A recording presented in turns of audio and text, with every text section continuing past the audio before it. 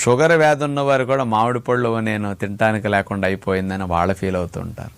మరి ఇలాంటి ఇబ్బందులు రాకుండా మామిడి పండుని ఈ సీజన్లో మీరు ఎలా తింటే మంచిది, అన్ని బెనిఫిట్సే వస్తాయి. అసలు నష్టం ఏ విధంగా ఇప్పుడు చెప్పిన వాళ్ళు ఎవరికీ రాకుండా ఉండాలంటే ఎలా వాడాలి?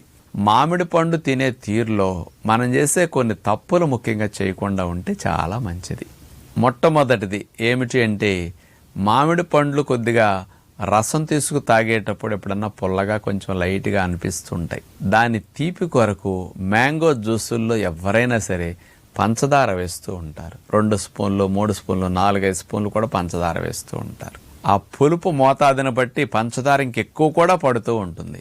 ఈ పంచదార వల్ల వేసవికాలంలో మీకు ముఖ్యంగా ఇమ్యూనిటీ డౌన్ అయ్యి ఈ సెగ్గడ్డలు కానీ ఇట్లాంటి ఇన్ఫ్లమేషన్స్ కలిగించే బ్యాక్టీరియల్ ఇన్ఫెక్షన్ కలిగించడానికి కారణాలు ఎక్కువ ఉంటాయి. థ్రోట్ ఇన్ఫెక్షన్ కానీ, నాకు మ్యాంగో జ్యూస్